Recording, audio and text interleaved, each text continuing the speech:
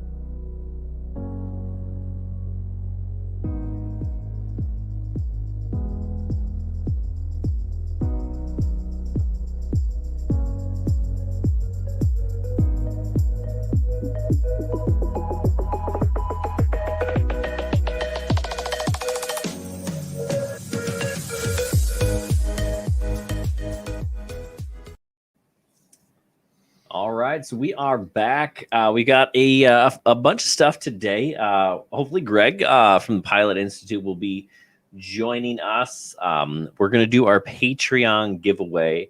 We'll also do a giveaway via Turtle Time. So we got double giveaways today. That's kind of fun, and we'll talk about some things on the horizon. So that's the plan. Greg's not here yet, so what should we talk about to start, Chris? You want to talk about the Michigan Institute? Or you want to talk about the FPV drone? What people in the chat want to hear about? Yeah, I kind of want to talk just real quick about this drone thing. So we had on your former student, what was her name again? Amanda. Talked about some drone law. She specializes in privacy a month or two ago, and since then, Michigan in an appeals court, so I'm not actually sure how the first ruling went, but they decided that, I think at the state Supreme Court level, that local police department kind of thing or local enforcement of some kind was not allowed to fly a drone over a house. They basically said that these people had a cluttered yard, which violated the local ordinance for cleanliness of yards. And they decided that it was an unlawful search, basically, that, and the way that goes, the way it's written in the Constitution or has been interpreted is that it's a, if you have a reasonable expectation of privacy. And so I guess that court in Michigan at least decided that that they did have an expectation of privacy, that they should expect that there are not cameras flying over them. And so we'll see where that goes. I'm guessing this one's going to the Supreme Court eventually. Yeah. What's interesting about that is all of the previous rulings have been really the opposite, right? So people with even big fences, you know, if you get a drone above it, they're like, no, you should know that people have flying cameras. So if you don't want people to see, you got to hide it completely. So it is interesting that it did go that way in Michigan, and I think that's it's something to watch. Just kind of for us. But I wonder if it's because of the law enforcement presence, right? So if it was just you or I flying over, maybe that's different. But because it was a legal issue, and they were kind of searching and they didn't have the right, I don't know. Who knows? What do you think? Yeah, I think you and I are safe regardless of the outcome here, as long as we're not, posting nude pictures of our neighbors on the internet or something when they expected privacy in their backyard. So I think we're going to be good. Yeah. So Doug, the case was basically, the local village said these people had too much clutter in their yard, so they flew a drone over and said, "Yep, you do, and we have rules against that, and we're going to fine you." And then they went to court. So, it's, that's basically they had to use a drone. Who cares, actually, right? Yeah. If the neighbor was complaining, they should go in their second floor window and take a picture from there, I guess. So another, on other news, we're sporting some new gear. Yeah. New merch, hitting the Half Chrome store. Chris, you got your shirt on? I do not. It's in the wash right now. Lame. What about the hats we made? The hats, I was supposed to give you one, and I forgot this weekend. But I'm going to make up for it. I printed these for you. I don't even know what you're going to do with these guys. We got this off the 3D printer. It's like an 8-hour 3D print. So I got those for you. I'm going to convert my DJI FPV version 2 goggles into goggles that I can use to fly both digital and analog. So that's what that is. The other one's just like, we've got the two sets of goggles. We can put that on, for some from different colors. Gotcha. I don't know. I went with silver. But yeah, I forgot the hats. We got new hats. I think the gray ones were my preference. I think they turned out well. But anyway, you guys will be able to get those if anybody's interested. And we're going to start offering that as an option with giveaways. So for Turtle Time today, we're going to be doing the filters again. The last guy who won, Jack, you remember his name? Joe didn't have the drones for the filters. So we're going to send him one of these t-shirts. And so we still have filters. If you want filters or t-shirt, you let us know. We'll send you one or the other. So let's skip. Should we talk about this guy? We've been doing a ton of content on this thing, right? And I think I'm going to take a break from this for a while, but I was flying it today, and I got some really sweet shots. I changed the rates a little bit so it moves a little bit quicker through the rolls and the flips and stuff. But I did a nice long range. I took it further than I take any quad over the ponds by my house. And I was coming back and I was getting close, and I'm like, all right, I'm going to land it. But I thought, it's just so much easier to land one of these things if it's got GPS, right? So I'm like, I'll hit the pause button. When you do that, it breaks, right? And it stops, and then it hovers. And then, it flips into normal mode, and then you fly it. Well, the last couple of times I've done that out of acro or manual mode, it won't move. Like, I hit that button and it just stops and it hovers. Now, mind you, I'm over a pond and I only have the ability to go up or down or to yaw. Like, it wouldn't pitch. Like, I'm working the stick, it won't pitch. I'm flipping the thing from normal to sport, back into acro, nothing. And it's just hovering up and down, up and down. I'm like, what the heck? And that is consistent with what happened when we were flying with the Insta360 cam. But I thought, we've got this thing strapped to the bottom of it. It's interfering with the sensors. That's what's causing this problem. But that wasn't the case, right? There was nothing on the bottom of this drone. So you're over a pond. What was your battery level at this point? It was high. Like I was at like 3/4. So I wasn't worried about it dropping into the pond. But I was like, hey, Jackson, he's my son. I'm like, all right, I'm gonna need him to run out there and catch it Actually, I would have caught it, but you know, the pond's not deep. I would have, if you know, I wasn't excited about running out there to grab it. But you know, eventually it just, you know, 30 seconds, which seems like an eternity when you're trying to get this thing. And of course, I got the goggles on. But then eventually it just decided, oh yeah, I guess I will respond to stick inputs. So I don't know what or why it didn't.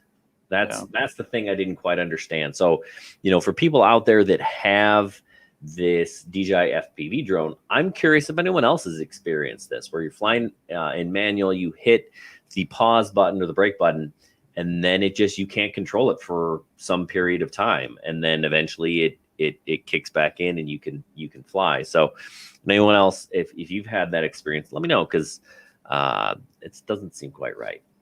Yeah, I wonder, is the intermediate term fix until they fix this bug, just get more comfortable using that normal switch maybe and go into that first? Yeah, maybe. You know, my other thought was, and I didn't think of this because I rarely ever do it, is hit the return home button. You know, I think, so what I'm going to do is I'm going to test this again, not over water. And I'll hit that button. I'll test the, you know, going into normal mode. You know, I'll try it a few different ways, but it's just, it's a strange thing. And I also wonder if it's because I took the spring out of the left throttle, and it's waiting for it to kind of like recenter before it notices that I'm okay. Or I'm, you know, I'm cool on the stick. So I wonder if it's waiting for something like that. So I'll mess around with it a little bit more, but if you guys have experienced that, that would be, you know, be good to know. Big Bertha wants to know if we remember. I remember a Big Bertha. It looks familiar. I don't, maybe, was he giving us a hard time? Well, hopefully it wasn't a night I don't remember, Bertha. Oh, don't want to claim those nights. No. So, you know, while we're waiting on Greg, maybe we could talk about some of the things that we've got coming. So right? You flew this thing recently, didn't you? Did we talk about this? We talked about this last time. We talked about that a little bit. Have you got to fly that one yet? I have not flown it yet. Yeah, so that's a fun one. That A75. It's an HD Whoop. It's very similar to that thinking. Also, you know, they both have DJI Vistas in there, so you get the HD signal. I like the one in Chris's left hand, the one on the right there, the blue props. I think it's just a little bit quicker, a little bit punchier. But of course, I did also drop that thinking on the left, the white one, into a pool on my very first flight. So who knows if that actually affected the performance. I think it's a little bit wider, right? So the props are out a little bit more. So maybe it's, I don't know, does that help, Chris? You're an engineer. Does that make it punchier? Has a wider wheelbase? It has a wider wheelbase front to back, actually narrower left to right. That's interesting. But what else you got? You got some other stuff there with you, don't you? Yeah, I got some other stuff. We got one of these. This SG907 Pro. So this is like a small version of the Beast Pro. It's interesting because this thing, you know, it's like $130. Actually, right now, if you're interested in one of these things, Banggood, they sent us some codes. Let me see if I might find them, but they sent us some codes, discount codes for this thing. So it's like $118, you know, which, you know, I'm not saying that's cheap, but it's a goodness, my computer's not cooperating, but it's a good deal for a drone with 2-axis gimbal, right? So I'll throw it in the chat if anyone's interested. So $118.99. It's got a 2-axis gimbal. The camera, I think, is the same one as the Beast, which is decent. The problem is it's brushed motors, right? So it's not going to be as efficient. You know, they say 14 minutes of flight time. I'm getting a little over 10. It does get pushed in the wind. It takes really nice pictures, does not take great video. It's a little shaky. You know, we'll obviously put out a video on this thing in the next couple of days. But the other thing that I've had issues with it is getting videos to save to the SD card. You know, they saved to my phone just fine, but getting on one of these, the quality is always better, right? So that's what you want.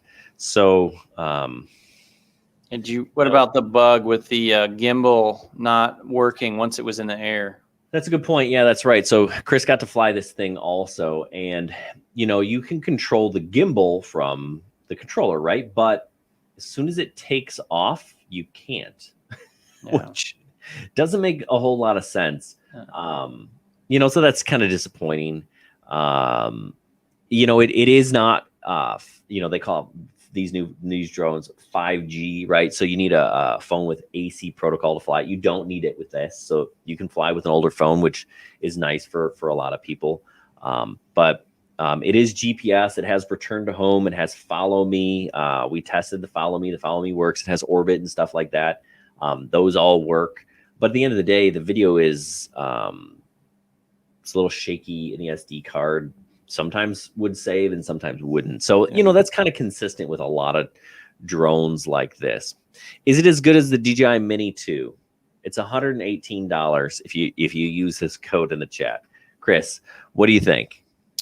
I mean, the range, the flight speed, handling the wind, camera quality, gimbal, none of it's going to stack up there in any way, shape, or form. If you're looking at your first drone, you know, this is a good one to go crash a couple times. If you want really nice video on a really awesome, amazing little drone, Mini 2 is the way to go. Yeah, so this is a good starter drone, but it doesn't compare to the Mini 2. It just doesn't. It, like Chris said, the Mini 2 is better in every aspect of being a drone, except for crashability. Price. Except for, what were you going to say? Crashability. Well, actually, that's true too. This one is lighter. Well, no, it's actually heavier than the Mini 2. The Mini 2 is like, it's under 250 grams. This is 285 grams, which that's just kind of stupid, actually. Like, you couldn't shave 30 grams somewhere. I mean, it's got these LEDs in the front. Take those out, right? You know, shave some plastic. Yeah, they definitely could have saved 30 grams if they wanted to. And then, you know, then it's under 250 grams. Now, it's still not going to compare, but it just doesn't make sense that they wouldn't have bothered. What else you got? You any other drones in the works there? I saw something else you had that looks just weird to me. Yes, this one. Actually, let's talk about yes. So yeah, okay. So let's talk about what you have, Chris. What do I have? You've got here. I'll put it up in the stream. Let's talk about this. The Lopemac Shark 3D printer. Should I go Tell get us it? about this thing, Chris. This thing's a gem, huh? Well, not only is it a 3D printer, what else does it do? It's got laser beams. It shoots lasers. It 3D prints stuff, and it laser engraves things. And right now, from Banggood, you can save $15 if you want to buy it. Chris, tell them why they should buy this thing. Tell them why it's so awesome. It's got entertaining assembly videos available on YouTube, but yeah, there's something I just can't quite work out on it right now. The carriage that carries the print head is really wobbly and loose, and I fiddled with it quite a bit. So I'm gonna have to look around, see if there's people who found a fix. Otherwise, I'm gonna have to break out a drill and get a little more creative with this thing. Ultimately, there's one printer that we're using every day still, and it's the one that we got. It's a Prusa Mini. If you guys are familiar with 3D printing at all, you've probably heard of the Prusa products. We paid a good $350, $400.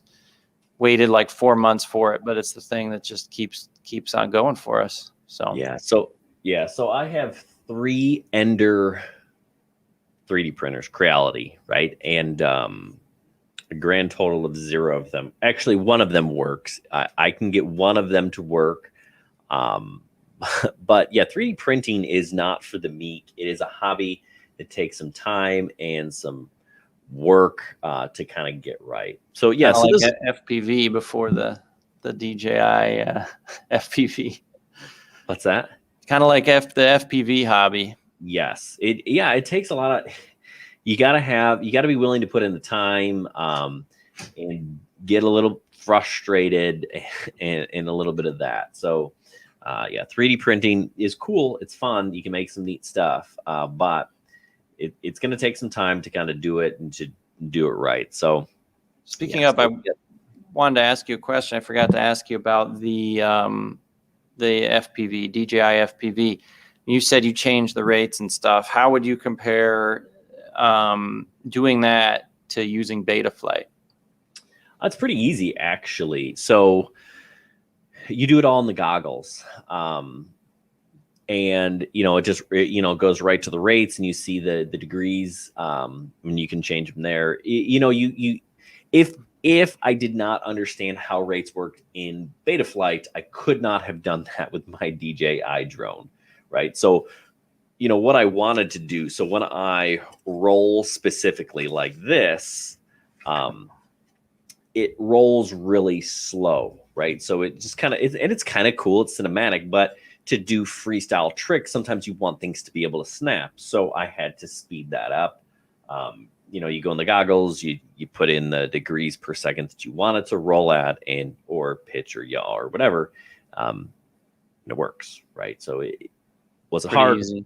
No, but you got to know what you're doing. Do you think for like really skilled people who are really good at tuning, like does it have less flexibility than Betaflight? I didn't really look into like the tuning, the PIDs and stuff. I believe you can. Yeah, I don't know. They don't have all the filters and the stuff that you can tweak in Betaflight. I'm sure at some point Joshua Bardwell or someone will figure out how to make this thing fly better. But yeah, so I don't know that it has quite that flexibility, but there's enough there that you can do if you know what you're doing, right? But again, if you bought this thing, you're like, oh, I want to get an FPV and I just bought this. Don't mess with it. Don't touch the rates. Don't mess with it. Don't change the PIDs. Just fly this thing. Actually, fly a sim. Figure that out, and then maybe get into some of that when you're comfortable. Just to address a couple things here. Big Bertha is flying away with the questions here.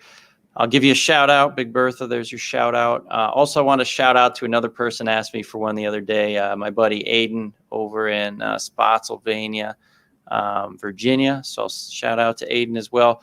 A couple questions. I'll try to address them real quick because a lot of our audience does know about this stuff. So FPV is when you're flying with goggles. Those drones have a really wide field of view typically that let you really know where you are in the world. So you could fly without actually seeing the drone. Of course, you need to be able to remove the goggles and see the drone according to the FAA, but so that's what you're doing. And we'll have to address some of your questions probably offline a little bit. Big Bertha wanted to know the difference between FPV. Well,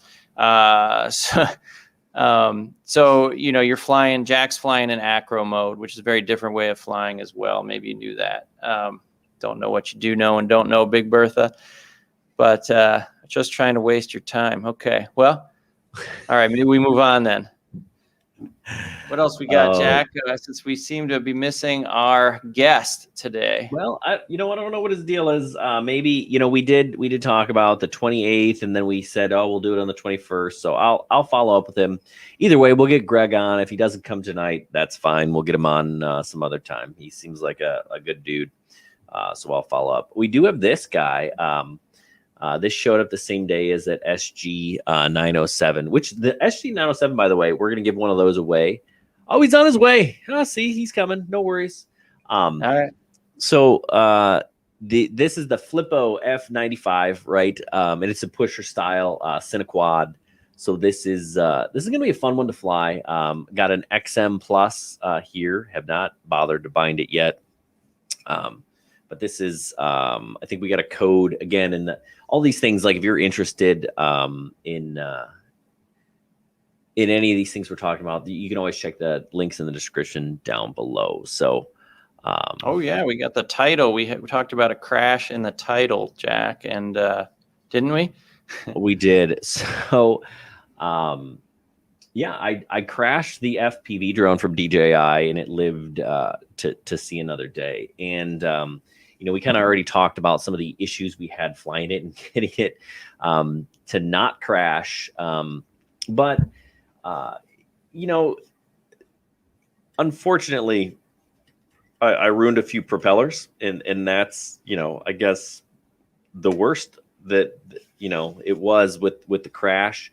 The problem is if I crash this again, I can't get propellers. Now we ordered the braces, for a little bit of extra stability, and but as long as you're not hitting this thing into concrete, it seems to me that it is fairly tough. But in the end of the day, it's big and heavy, and it's not made of carbon fiber, so it's not going to last like a lighter carbon fiber drone when they crash. Like if I can crash this thing all day and this thing just isn't going to break. I crash this thing into concrete, it's not going to break.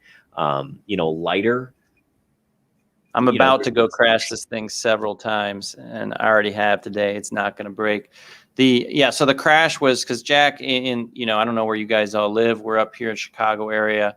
You can't see tree branches very easily this time of year. They've got no leaves. And so Jack clipped one of those. So he basically had like a 20-foot fall onto dirt, and he survived just fine with that. But yeah, very different than a 60 to 90 mile an hour crash into something full speed, full stop. So, very different, and it did well with it. So I'd say it was 0 speed, and then a free fall of 20 feet is about what we hit with. And it did great. But yeah, props, that's a problem. 0 availability, Jack, really? Yeah. So I ordered some, but yeah, they're just not available right now. So it does look like our guest has arrived. So we're excited to talk to Greg. He's been making some quality content. Yes. So it'll be fun to talk to him. So let's grab him, huh? Yeah, let's put him on. Hi guys. Hey Greg. Hey Greg, welcome. Thanks for joining us. Hey, you're very welcome. And I apologize. You know what happened is that you guys changed time and Arizona didn't. So you're in Arizona. So my schedule said 7 p.m. It's 6:30 here, and then I log on to your thing and I see you guys live, and I'm like, I gotta get ready. No worries. Yeah, the daylight savings thing is it is goofy for sure. So you're in Arizona. Okay, whereabouts in Arizona? Prescott. So we're in the mountains, about 2 hours north of Phoenix, and about 5,000 feet elevation. Beautiful, beautiful area. It's more like Colorado than Arizona. When people think about Arizona, they don't think about pine trees and mountains and snow. We had snow a couple of days ago, so it's different. Yeah, very cool. And yeah, I used to live in Tucson. Been to Prescott area once. Spent some time in Flagstaff. I like the whole state. It's pretty cool. Yep. So you're not from Arizona though, originally, are you? I'm not. I grew up in France a long time ago. I came here when I was in my 20s. I'm gonna be here almost half of my life now in the U.S. Spend 13 years in Florida, and then the rest of that time here in Arizona. It's gonna be almost 6 years now I've been in Arizona. So I've seen the hot and humid, and then I've seen the hot and dry. Yeah. Cool. So we were, I saw a video you popped up in my feed the other day, and I just texted Jack. I was like, hey, we got to have this guy on. And he said, yeah, we already got him coming. So, so that was cool. Which video was it? Man, it was about something pretty detailed. Wasn't filtered. The lights. Oh, strobe All the lights, And I was like, man, Jack, nobody makes content like this. Nobody actually, because I did this. It just reminded me immediately of this filter. Actually, on these filters were given away 2 years later. I got filters from probably 6 different companies and spent like a month of my life comparing them. And it was just like way overkill. And I'm like, but I'm sure people who see that video get a ton of value out of it. But it's like, that kind of comparison, most people don't take the time to do. And I saw, your video on the lights, and I was like, wow, this guy's actually making videos other people aren't taking the time to do. So that's pretty cool. Well, thank you. Yeah, I tend to be in detail when I do things. I don't like to do just the surface. So whether it's teaching the classes or doing these kind of reviews, and we've had so many people asking about these lights. We've got close to 70,000 students now. So we get questions on a regular basis. And then every once in a while, when I get that question all the time, I'm like, I need to do a video, and then just send people to the video so I don't have to repeat myself, or our staff doesn't have to repeat themselves asking the same questions over and over again. So we did, I went on Amazon one night and I said, I'm going to buy all the lights that I can find. All the people that are saying it's good from 3 miles, and then we'll just put them to the test. So that was fun. That was a lot of fun. It was cold, but it was actually fun. Very good. Very good. I didn't make it to the end, but we should probably pick up a light jack and figure out which one to get. We should. Well, Greg, we got to watch the rest of that video then. That will inform us for sure.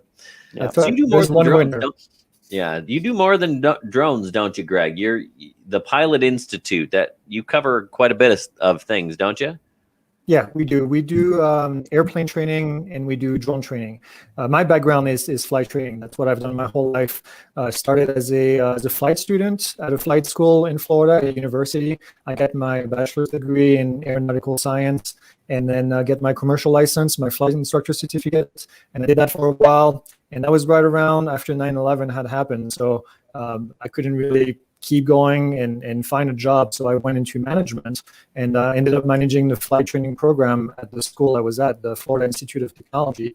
And that's what I did for 13 years when I was there. So I left to come to Arizona to do the same thing in Arizona, a smaller flight school. Managed. We had in Florida, we had 55 aircraft. We had 550 students. So a large training organization. And then here in Arizona, it was smaller. We had about 120 students, about 10 flight instructors, and about 12 aircraft. And did that for a couple of years, and then realized that the flight training side of things was not as good as I wanted it to be, or as good as I could make it. So I decided to start the Pilot Institute and do airplane training. Obviously, drones were always an interest of mine. Been flying drones since the first DJI came out, and we had to put the GoPro on it and put the Chinese gimbal on top of it, and I never lost the passion. So I found that there was a need for in-depth, I'm going to call it, in-depth training, and that's what we provide. We go into details, into more than just what you need to know to pass the test.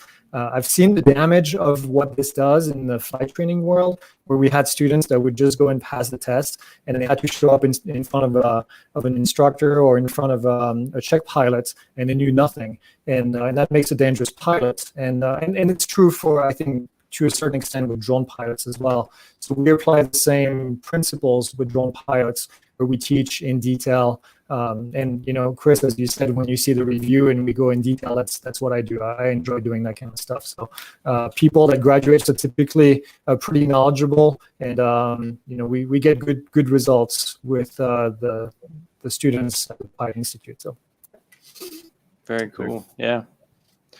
Yeah, let's see. We had a question for you here. I was thinking, you get a lot of exposure to pilots. Do drone pilots kind of have a bad name in the airline world? You guys just kind of say, oh man, all these crazy people putting drones in my way, or are you able to kind of smooth things over with the airplane pilots for us? But that's my goal, actually. That's the reason why I wanted to do both of these, because I go on forums where there is only what they call themselves real pilots. I'm a pilot. I'm a manned aircraft pilot. I'm an unmanned aircraft pilot. But and I see a lot of people bashing drone pilots, and I try to explain. The problem is a lack of education. Really, they don't understand. They think that people can fly wherever they want, whenever they want, and that there is no rules out there. And so I try to bridge that gap, and as much as I can. I mean, I take a lot of slack for it from manned aircraft pilots, but it is part of my goal, is to bring the two communities together. I think some pilots see a threat from the drone getting into the aircraft. Obviously, that's a possible threat, but I also see people thinking that drone pilots are going to take their jobs, and that's more on the helicopter side. I find sometimes where helicopter pilots are doing things by now that drones are starting to replace, and there's a lot of threats in a way. So yeah, it's always really interesting, and we actually try to do funny ads. We have an ad right now that we're going to run very shortly, where we have one of our students. He's really, really good at doing some kind of a comedy ad for us, and he did a short video kind of explaining the drone pilot thing. People get offended when you call yourself a drone pilot, and I find it very amusing. So we did kind of a spoof on that, and that's coming out soon. So if you see the ad, you'll know what I'm talking about. Very cool. Very cool.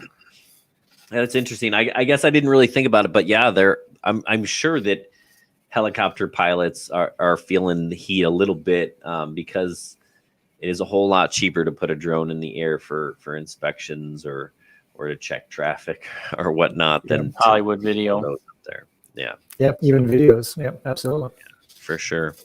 So Greg, what do you fly? You're a drone guy. Do you get behind the wheel of a biplane every now and then? Biplane, not so much. I try to keep flying airplanes.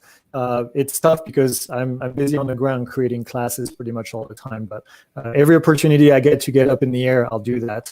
For me, my background is flying smaller airplanes, obviously, and I never went the airline route just because I never got the opportunity to do it. That was my dream as a kid, but I went a different route, and I'm glad I did. I don't have any regrets. But drones, I fly drones all the time. I fly drones to test them, kind of like what you guys do. But I fly drones for fun. I love going out to do videos. I wake up in the morning, and sometimes the light is just beautiful. So I grab one of the drones and I just go out. So just got the FPV actually on my desk right here. I'm working on the course right now for this little thing. We do what we call deep dive courses, which are essentially a user manual in videos. I know people don't like to go and look at the user manual, so I do. I go in manual, I read all the fine print, and then I make a class out of it. And we give that for free, actually. We have one for the Mavic Air 2, for the Mini 2, and I'm working on the FPV one right now. Just because I hate seeing people on forums that come back and say, well, I crashed my drone. And that could have been prevented because if they had read the manual, but I know how. And I mean, even the manual doesn't have everything in it. So I tried to do this, and I tried to be in depth about it and explain all that stuff. So the FPV has been so much fun. I've seen your videos about you guys flying it, and I think the feeling is the same here. It's just fun flying this thing around and just going between trees and the mountains and the forest, and it's awesome. Yeah. What's your go-to drone? Me Drone wants to know for just cinematic footage. Cinematic, I'm going to be the Inspire 2 with the X5S camera on it.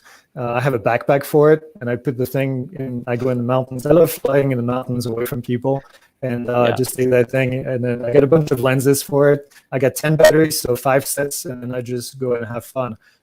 More portable. I've got the Mavic 2 Pro. I would have to say is still one of my favorite. Although the Mavic Air 2 more and more is just easy to get up in the air and still get good quality footage with it. So I guess each drone kind of has its own application, but I try to fly as much as I can. I just enjoy it.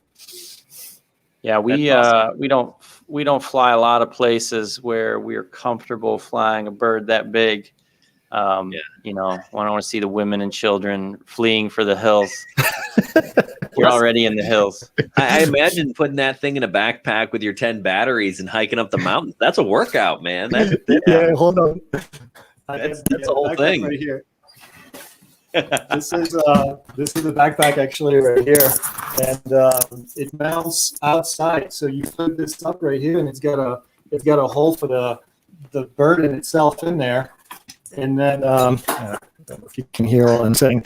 Yeah, and then you can open the back of it, put your batteries, put your lenses and everything inside. So it's mounted on the outside, but it has a bag in case it starts raining. We went to Sedona. I don't know if you guys are familiar with Sedona, but beautiful red rocks all over. and we hiked with this thing for 7 miles because we lost one of the FPV drones that one of my crewmate was flying, and we had to go try to find it. We never found it, but he lost signal on digital, and then on analog. And then we hiked for 7 miles with that big thing in my backpack. Yeah, I slept well that night. Now, do you have trouble finding places to fly in Sedona? Is some of it state or national park or anything? It's not national park, but it's the wilderness areas. So you have to be careful where you go. I have downloaded the KML file for all the wilderness areas in Arizona, and then I put that in Google Earth. And I know the trails. I know a lot of the trails in Sedona because I run quite a bit. So I kind of do a superimposition of the trails and the map, and then I know exactly where I can fly. There's for those of you that go to Sedona, there's a trail called Hangover. It's easy to remember, and it takes a while to get there, but once you get there, there's just cliffs on each side, and then there's just beautiful area to fly. So we might actually be going back next weekend. It's starting to get really nice out, and just take the FPV drone. And Don, one of my instructor, he's been flying FPVs forever, so he's going to put this thing to the test and get some awesome footage in Sedona. So I'm excited. Very cool. Very cool. Yeah, I'm jealous. So what do you think? What's going on with DJI? We see you've been talking with Haya a little bit about some of these upcoming drones, and you had a little talk about the Mavic Air 2S. What do you think's what do you think DJI is doing here? What do you think they got in the works? It's early to tell. Anything that I can tell you is just from my own, just making stuff up. But obviously, I think there's two things. There's remote ID, obviously, and then there's flying over people. And I'm sure they've been working overtime to get something that people can fly over people. And I don't think the 2S is what that's going to be. But I'm thinking, I don't know if you guys saw the Mavic 3 Pro. I'm getting all the names confused now. Mavic 3 Pro. Haya found some sketches and some more information. So I wonder if they've been delaying all of this to get some kind of remote ID out there, or to get some kind of flying over people, equipment on board, so that you can have a category drone, a category 2, a category 3. And because that's coming around the corner, April 21st, technically you can start flying over people using a categorized drone, which is going to be hard to do at first. So that's my guess. If I were in charge of DJI, that's what I would do. But I don't know. I don't know. So a couple of things there, right? So we reached out to our contact over at DJI when we saw the whole flying over people, right? So it's I believe it has to be, propellers have to be covered. It has to be under 250 grams. And we did a little bit of research, and if they were to ship the Mavic or the Mini 2 with the battery that they send out in Japan, you could still get the propeller guards on it, and that would be something you could fly over people. Now, he didn't confirm that, but that's what we think. And actually, I forgot about this, Chris. I got an email or a notification the other day from DJI, and they asked me if I would be interested in a drone that was 230 grams or whatever, and the flight time was like 12 minutes, but I could fly it over people. So, I took that survey too. Yeah, I don't know if any of the viewers got it. I don't even know what it was. It was a text message, like something popped up maybe through the app. Through the app, I think it was. App. Yeah, I started answering questions. I'm like, sure, why not? So yeah, I answered those as well. So yeah, I think that and I remember when we kind of put that together, we tried getting batteries from Japan because they're lighter. Yes. And the difference is about as much as the prop guards. So yeah, there you go. But you lose flight time with the smaller battery, you lose flight time with the heavier prop guards. So it's a compromise. But yeah, that's a ready to go thing. They just need to make it available. It's not like the avenues I could find to buy batteries did not seem, super legit through Japan. It was not clear that I was actually going to get my money's worth, and it was going to cost like 3 times as much anyway. So, and it can ship they can only ship batteries if it comes within a device. So you cannot buy the Japanese batteries by themselves. So you have to buy the entire drone, and that's it. So Yeah. Don't Yeah, need I another. mean, Don't need another I think mini. the biggest market for this is probably wedding photographers, right? It's like they want to have everybody waving, or I don't know. What do you think you would do with flying over people? What's really been hurting your students and yourself? It's funny because we've been restricted for so long that we've learned to kind of play around it. Mhm. And now that it's going to be allowed, and then even when it's allowed, there's still so many restrictions. When I first read the regulation, I remember I drove back from Texas the day that the regulation was published. So I spent the next 3 days just going over the 700-800 pages of all that stuff. And when I get to that section with the categories, I was like, oh my God, they could not have made this more difficult for the average person to learn. And in my head, I was starting to think, what are people going to actually do compared to what the regulation is saying that you should do? Because they made the regulation pretty complex. And so I'm actually working on a video to be released right around the time when you'll be able to fly over people.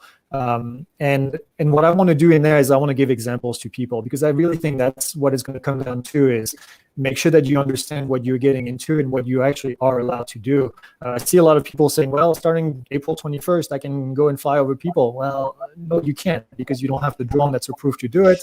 And even if you do, there are things that you still can't do, like flying over large groups. So I think that the big advantage is going to be for public events, and the FAA is talking about those as large amount of people, and you can't do sustained flight unless you have remote ID and all these things. So I think that's going to be where the big advantage is, being able to do crowd shots from above, because that always looks really cool. You have a concert and you've got a big crowd at the bottom, and you can now move over them and then move over to where the musicians maybe are located. That can do some really cool footage.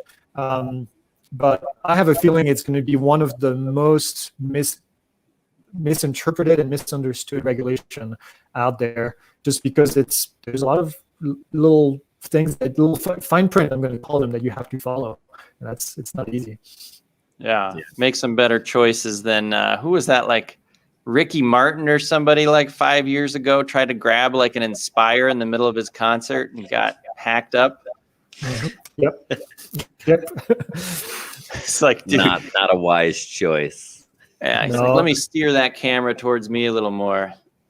Well, you were asking about what DJI is doing, and what I think is going to happen, and again, this is just me making stuff up, is I think they're going to have the same drone coming out, and there's going to be 2 or 3 versions of it. There's going to be a non-categorized drone that's going to be cheap, and then there's going to be the same drone with maybe additional equipment that's going to be an additional fee if you want to get that categorized drone as a category 2, as category 3. And so I think they're going to play with that as a marketing thing. If you never want to fly over people, you'll just get the cheaper version, and then otherwise you'll have additional equipment. Okay. Yeah, interesting angle they could play there. Doug wants to know, how high do you have to be to fly over people? Can you fly right over them? Yep. There's no limitation, really. As long as you have the equipment, there's no limitation as to how high. Just because the FAA is going to have decided that drone is safe, whether it falls from 10 feet or from 400 feet. I think they're going to look at it as terminal velocity, and whatever that velocity when the drone hits you, it should be enough that it doesn't create the right amount of damage. Those numbers are in regulation. So, yep, no limitations on the height. Anything in the new rules about parachutes? I think there will be requirements for parachute. I think most category 2 drone, and again, this is just me making stuff up, but I think most category 2 drone won't be able to meet the requirements without having a parachute. But hopefully they can find a way to prevent that, but we'll see. So that's coming April 21st. The night flying, I know, was March 1st, then March 15th. Is this also getting pushed back then? Yep. So April 6th. April 6th now is, so there's 2 things. There's April 6th is the day that the FAA is releasing the new training online that's going to be free for renewal and for being able to fly at night without a waiver. So April 6th, that's the day that that goes live. At the same time, on April 6th, the new FAA Part 107 initial exam is going to go live. So they are adding the new regulation. They're adding the night flying into the initial test. So for those of you that have never taken the test before, starting April 6th, the new test is going to be out there. So you need to study the right material in order to do this, so you're ready for the new test. And then April 21st is when the regulation theoretically hits the books. So that's when you can fly at night without a waiver if you've done the training online or if you've taken the new exam. So it's one of those two things. So for those of you guys that are already certified, if you want to fly at night after April 21st, you need to have taken the online training with the FAA that's available after April 6th. So there's going to be a 15-day period where if you've taken the training, you technically can't fly at night just yet. You have to wait until the 21st when that happens. Okay. So that on April 6th, I believe the only thing that they're adding is the night flight rules. Is that the only thing that's kind of new to the test, or is there something else, Greg? Operations over people. So all the category stuff, that's adding as well. And then the new way to do renewal, obviously, that there could be questions on that. Basically, all the new regulation except remote ID. So remote ID is not added to the new test just yet. My guess is they're waiting for it to go to be closer to the actual rules, because we're still several years away, 2022 and 2023, September, before that goes live. So they're going to wait for that. Gotcha. Very cool. Awesome. Yeah. Yeah, we it's reminded me having a pilot on, Jack. We thought it was really cool flying the FPV drone. First time, at least we've noticed it, or first time we've ever seen it, where you see it popping up in the goggles, and we see a little Cessna flying by. We get a warning before you can even hear the drone. Then we get a warning when it's right near you, and that was pretty cool. But we've noticed it hasn't been every plane. And maybe not every plane is outfitted quite yet with that system. Yep. Yeah. ADSB is not required everywhere just yet. It's going to be a while before the FAA does that. I thought people did that in 2021. They did, but there's still areas where you can fly without it. So you can still have people that decided they're not going to upgrade. People complain about the cost of remote ID, of putting the module on there. Imagine when the FAA 10 years ago said, hey, you're going to have to spend $10,000 to equip your aircraft for this ADSB. Yeah, that's how much it was at first. I remember being a flight school manager at the time, and we had a fleet of 55 aircraft. And then all of a sudden, the FAA is saying, hey, you guys have to update your fleet over the next, they gave us 10 years to do it, but still, do you buy the equipment right away? And then in 10 years, it's going to look like, a Windows 95 machine? Or do you wait until later and then have 55 aircraft to update all at once? So that was fun. Yikes. Yeah. So I'm not a real pilot, but can I buy a plane for $10,000? You can. I don't know how far you're going to go with it, but you can. No, airplanes are cheap. Airplanes can be found for cheap. Obviously, you're going to have to look at the maintenance and all of that. Yeah. 10 grand is probably pushing it, but you can find for the price of for $40,000, $50,000, $60,000, you can get a decent aircraft that's going to take you places. There's some guy that flies around here with one of those big parachutes and a fan on his back. Yep. Yeah, that's probably my brother does that. That's crazy. Yeah, that's cheaper. Yeah, it's cheaper, but you can get to places that are pretty cool. He flies in the mountains with it and brings a big Canon camera and takes pictures from the air with it, and the results are just amazing. Oh, I'm sure. That's pretty cool. I'm sure that'd be pretty cool. So let's get some other. We'll change the topic a little bit. So, Greg, do you have any horror stories flying drones? Do you have any bad, any not so fun experiences you could share with us?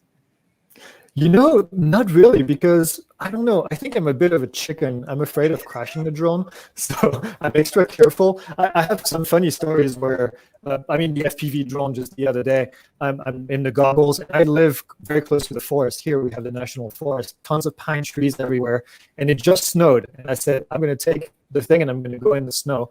And I found this beautiful area, which I know because there's a trail there that I run.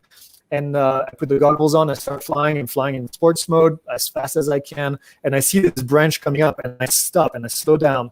And I'm like, I think it's going to go through. And then I just punch it and go through, and it did. So just ate it. That's how I actually discovered how the Find My Drone works on that drone. Do you guys know how that works? I clicked it once. It replays the video, right? Yeah, it does. And so it replays the video. But then I came back home and I played with the manual a little bit. And I found that and this is a scoop for most people because it's hard to find in the manual, but you can set up the remote so that one of the switches, the C2 button on the top, the one that toggles, you can set it up so that when you turn one of the switches, it actually makes the drone beep. And it makes a really, really loud beep, and you can find it. And you can actually do that with the other drones, the other DJI drones, by just doing Find My Drone, and you can start it that way. But there's no real app in the goggles to do that. You actually have to go in the phone in itself. And if you plug the goggles to the phone, you can actually do the regular Find My Drone and go and find it. And using the controller, if there's still a signal, you can actually make it beep. So I wish I had known that. I didn't look for it very long, but it was in the snow upside down, and that was fun. Yeah, and then I did turn the beeper on the drone, and I did crash it once, and it just makes it easier to find. It was in a pile of wood chips, and it was pretty quick recovery. So I was doing another shot for one of our courses with the Mini 2, and the Mini 2 just got the zoom function where you can zoom in. So I went out to record some of that footage, and there's a golf course right around the corner here.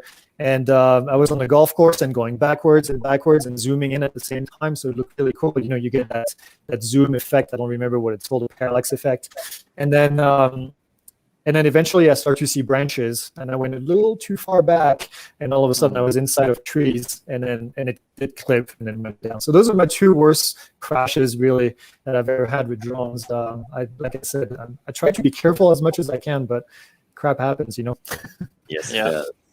Yes, it does. Yeah, take risks every once in a while. Yep. Yeah, and the more comfortable you get, the more risk you take, obviously. Very cool. Yeah. What do you think, Chris, Jack? you got any other questions here for Greg? You guys can should I get set up, you think? Sure. So Greg, Tell Greg what we're doing. Yeah, we do a segment on the show called Turtle Time. So Chris has a tiny whoop there, and he's going to put on some goggles, and he's going to fly it around his basement, and we're going to have people guess in the chat how long he can fly without crashing or having to turtle over. And whoever is closest, we're going to send them a prize. So we have that's awesome. We have some filters from Mavic 2 filters, or if they want, we'll send them a half chrome T-shirt. So we'll let them decide. So Chris is gonna get set up. If you want to hang out and watch Turtle Time, or if you gotta get moving, that's fine too. So I don't. I'm happy to stay. This is the time I was supposed to be on. So awesome. Well, perfect. Yeah. So that'll work. So while Chris is I'm gonna get my timer here ready on my phone. Greg, do you have anything coming up on your channel that you wanna tell us about? Oh yeah, just actually, one sec. One sec, Greg. Sorry to interrupt. While you guys enter your time guesses now, and Jack will call it in like 30 seconds or a minute, and we'll stop taking new guesses. And yeah, so if you want to guess, you get one guess, throw it in the chat, and recent flights have been in the 1 to 2 minute range. The alcohol disclaimer is 1 beer and 1 glass of wine a couple hours ago. And I did 3 tests. I put that into your calculus. So, but sorry to interrupt, Greg. Go ahead. So go ahead, Greg. It's all good. It's all good. We actually have a new drone podcast coming up, and you talked about Haya from Drone Excel. So yep. Haya and I and Kara Murphy. Kara is a tech writer. She writes about drones all the time. We're starting a drone podcast, which is going to be, I have my news update every week on Friday where we talk about, I try to make it as quick as I can, and I try to not talk about anything personal in it. And I try not to give my opinion. And this will be more opinionated. We have guests lined up, and we'll tackle some of the the harder topics actually that we have in the industry. We have actually the first episode is just an introduction, but the second episode we're going to be talking to a DJI dealer about what DJI just did to the dealers with starting to sell directly the enterprise stuff. So we're going to try to tackle some more advanced topics that take a little bit longer to discuss. And so that's coming up. It's called the Pixel, Pixl, as in Pilot Institute, and Pixel Drone Show. And we have a YouTube page for it, and it's going to be a regular podcast as well. So that's kind of our big thing coming up, and it's kind of exciting. I'm reading the comments, and I saw Jet Martin. Jet watches our show all the time and makes comments. And he reminded me of one. You talked about crashes. We had a good crash. And Chris, tell me when you need me to shut up. We'll get through this. We'll go through this last story, then we'll go fly. Okay. Well, we tested a parachute for the Mavic. This was something that was advertised on Amazon, and I decided to buy one and go test it. So I put it on Mavic Air 2, and we had a bunch of people filming, and we had all different angles. We had another drone filming. We had people on the ground to catch it in case something happened. And I sent it up in the air, and I shut down the motors, and it didn't work. And then I'm going through, and of course I'm sweating bullets. This is Mavic Air 2. This was actually the model that DJI sent us to test. So the thing just falls at 40 miles an hour, hits the ground, camera breaks. The camera still works amazingly. It's been fixed ever since. And then I go through my checklist again, and I realize I never turned on the damn parachute. So this was a major fail for me. So, instead of hiding it, we actually put it in the video because I wanted people to learn from it. But, kind of rushing through, I was talking on the camera, and I was just completely forgot to turn on the parachute. So, yeah, checklist can be handy. Yeah, brutal. Well, yeah, checklists are good. Well, that's interesting. So that's fun. We'll have to check out the podcast. You have to tell Haya we said hello. We know Haya well from our days back at working with him at the Drone DJ. So awesome. So very cool. But all right, so let's. I'm gonna close. No more guesses. And Chris is getting ready. You got a fresh battery on there, Chris? Got a new battery, I believe. All right, so. And if you see like an obstacle, Greg, you want Chris to fly through, you gotta shout it out, and we'll make him do it. Make it a little more challenging for him. Is that a bike in the back that I see? Yep. We got a bike. Yep. Yeah, we got everything. We got a bike. We got a pool table, hockey table. I like to tell him to fly by himself through the studio down there. That always messes him up. So we'll see. I got it set up a little better. I'm gonna start slow as always, get comfortable. So we'll see how this goes. All right. Here we go. Got a fast start there. It's feeling a little weird, a little off. There's only one. It's the mixing of the beer and the wine, Chris. Maybe that's the problem. That's swing for sure. In between, fly indoors. All right. So FAA rules: you can still fly tiny whoops in your house after a glass of wine, but you can't go outside, Chris. All right. We ready? You got all right. Picture frame. I like what we're doing. All right. Now you got to switch it up. You got to go the other direction. I'm like NASCAR, man. Oh, come on. I want to see. There you go. Flip it around. Muscle memory going the other direction. There we go. All right, we're at 45 seconds. Not bad. All right, through the studio. Say hello to yourself. All right, let's do a through a forward and back through the picture frame. You get a quick little yaw in. There we go. Oh, stuck in the ceiling. You can't get too close with that. We're over a minute 10. All right, let's hit the gymnastics rings, Chris. All right, hit the rings. Hit the ring. You gotta go through the frame of the bike. Ooh, and then the frame of the bike. Are you still working on the rings? Oh, it's kind of slow. Slow and steady wins the race. All right, hit the bike frame. It's kind of low. Hey! Oh, that was nice. There you go. Got the rings. That was solid. How is there space between the wheel and the frame or no? I don't know about that. All right, let's how about a tripod? You got a tripod over there holding up a camera and back in the studio? Oh, There you go. Still kicking. You're at 2 minutes and 5 seconds. got some drone. Battery's gonna die first. Yeah, the battery is gonna die. What's my Gotta go voltage below at? Voltage, I can't see your voltage. 3.3, man. This might be my first burned battery. Jack, you see your C3PO there? Chris, I didn't see it. Where is it? Go. Oh yeah, there it is. There's C3PO. That was mine as a kid. So were those bull horns. Chris took them from my parents' house the other day. Chris is my brother-in-law, Greg. Okay. That's how we know each other. Awesome.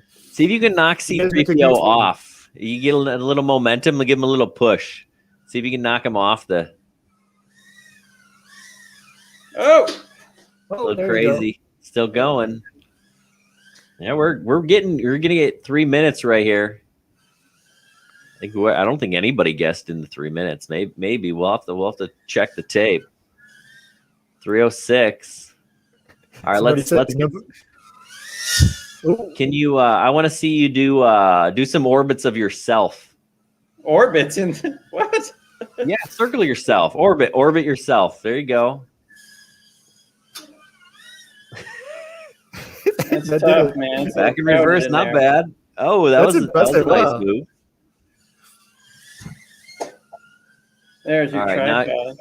I think we need How to about below the bike? I think there's room below the bike. below the bike. Yep, let's do it. Land oh, now. land now. You're getting now. 344. Yeah, there, Oh, that we was did it. nice. Oh, it will not fly anymore. All right, I'm calling That's it. 3:52. 3 minutes and 52 seconds. All right, that was some good flying. All right, let's All right, check the chat. Matt, John Rosner 318. I feel redeemed. Michael Kearney 324. That's impressive. I think that's it. Michael, where do you go? Yeah, Michael Kearney 324. I think he's our winner. So, Michael, shoot us a comment here. You changed yours. Oh. He went to 140. All right, so then it's John Rosner. John Rosner at 318. You still John, here, let us know. Yep, John, he you can changed go his. for- Yep. John, We you got- here? What is that indestructible drone model? Chris, what were you flying there? That was, Moblite 6. So that's actually, I really, that is my favorite whoop. It's kind of like the updated Mobula 6. Good little indoor flyer. So John, are you with us? Is John still here? I hope he's still here. Chris is doing better. Oh. That's I've never killed a battery, period, let alone on live TV like this without a turtle or us getting stuck somehow. So that was a good one.